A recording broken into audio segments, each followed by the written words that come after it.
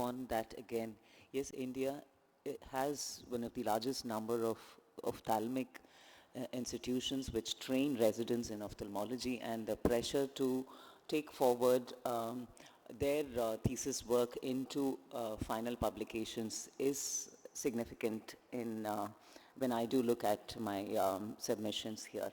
But that said and done, I think I have to look at it with a fine balance between how much of it is really acceptable as a publishable manuscript, what is the novelty and what is really required, and we do not want duplications of work, or we do not want the repeat messages which is going in.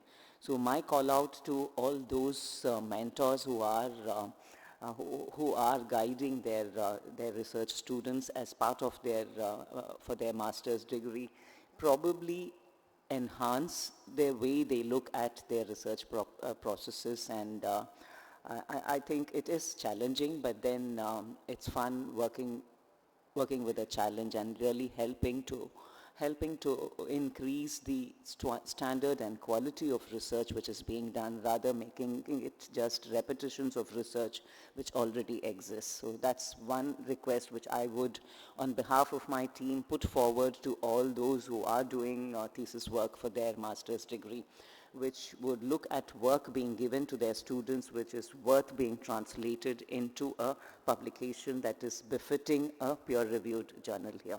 We do have non-peer-reviewed or we do have non-indexed journals which are being peer-reviewed in India. Some of the state journals are really very good here, and then probably I do recommend them to take them into those journals if I find it is not up to the quality and standard of a indexed peer-reviewed journal here. So that's probably one solution. But yes, we also have a section in Indian Journal of Ophthalmology which we have introduced with our term as published thesis work. We know that a lot of thesis work does get best paper awards here, but it's not mandatory when it translates into good research writing that it's worthy of being considered for a peer-reviewed index journal, because of certain methodology flaws or certain limiting factors, because of the time frame which is limited for thesis students here.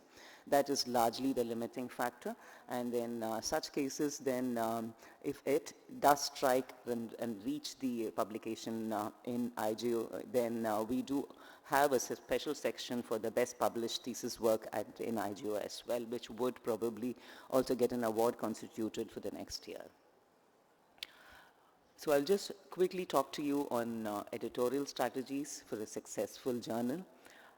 I think these strategies keep evolving with time, keep evolving with the kind of manuscripts we are seeing, and with the quality and the standard of research writing which we are looking at, or which is sitting on the desk of every editor or the editorial board here.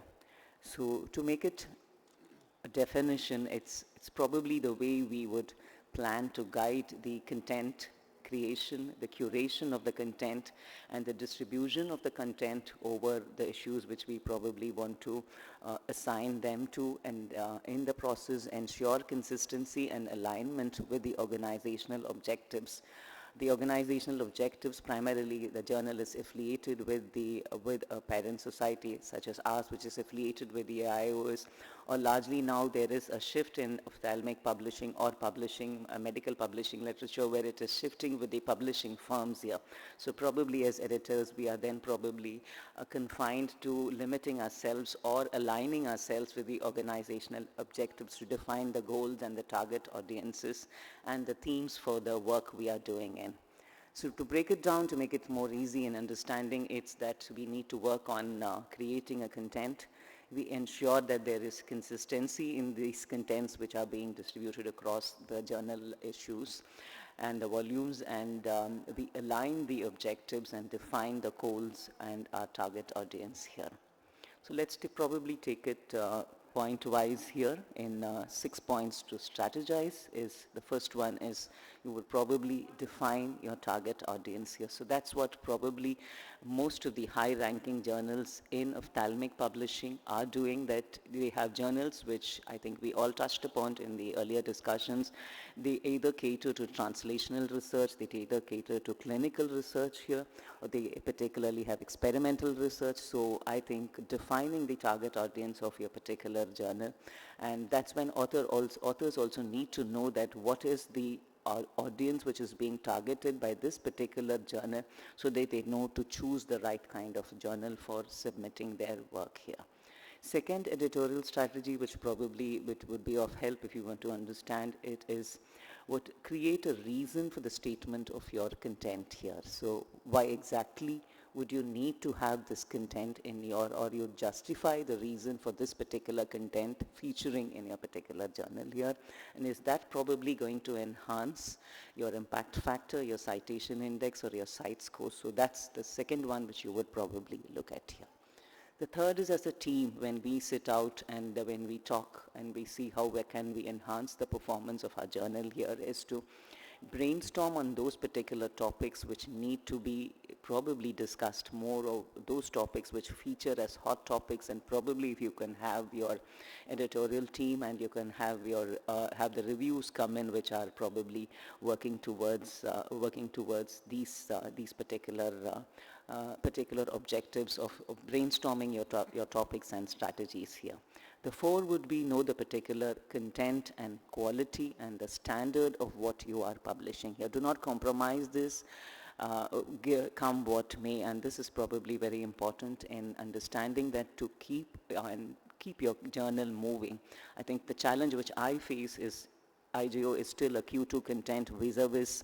You look at AJO and BJO is a Q1 journal here. So moving IJO from Q2 to Q1 will need those submissions and the quality contents to be more higher, or move much higher than what we are particularly looking at right now here. And step 5 is to understand what are the performance measures which really sort of gauge you or measure you in the field of ophthalmic publishing. Yes, these by and large can have a few biases, are defined by particular organizations here, but they do probably are the only metrics which we have to assess and to think about how we can improve our performances and on the weaknesses which we can work on as a particular journal, and as how our editorial strategies can probably cater to going around these particular weaknesses and modifying them. And I think the last but not the least, as we do in every field, always watch our peers. So I think IJO is still not up there. We are probably, we broke beyond the 3, but consistently keeping beyond the 3 is a challenge which we are facing, because the COVID advantage, which boosted the advantage of which boosted the numbers for almost all journals in publishing, is something which we don't have right now. India had a huge advantage because it was a big country. It was publishing a lot of material which was teaching the world on their experiences using COVID, but that helped to contribute and increase our impact factor. But we are, I think, world over among all publications seeing our impact factors drop, because this is something which we have lost. So we are watching our peers, and we are also watching our performance when it falls in tandem with the performance of the others. So in a nutshell, I think when we look at ophthalmic publishing and we look at editorial strategies, I think my peers here as chief editors of AJO and BJO probably do not face the pressure of which I face as an editor of Indian Journal of Ophthalmology. The question always asked is your impact factor better than what your prior team looked at? And we all know that my team's impact factor is probably going to come in only over the next couple of years, and the impact factor which is now still showing talks about the publications which were there in the previous 2 to 3 years here. So we need to evolve our strategies to improve our, to target our audience and get them to cite more of our work here, and that would probably only happen if the content of what we are publishing is of high quality and is at par with those of the Q1 journals here. So this is a continual job for our editorial board and reviewers to to really look at the content calibration and also optimize the performance of our articles here. A few strategies which we have adopted is to bring out themed issues here. So we do have a lot of themed issues which are of particular interest to India, largely being a country which are more of clinicians and less of those with academic publishing here. So we try to cater and push those with themed issues, like we do have issues on catering to intraocular lenses, issues on glaucoma, which cater to the Glaucoma Week every year, and we have issues on ocular surface here. So we probably try to also cater to the needs of the country and cater to the needs of our audience, so that we are discussing more of problems which are regional rather than global, and so that would probably increase the appeal factor of our journal here. We do have our and have a sister journal here, which is the case report, which is not yet indexed here, but this is a huge resource material for all those who are in ophthalmic clinics, and I would welcome all of them to spend more time with this, because it's like a real fast case presentation, and there are so many formats in this particular case reports which I do particularly find would be good material for learning ophthalmology here. I thank you all for your patient listening.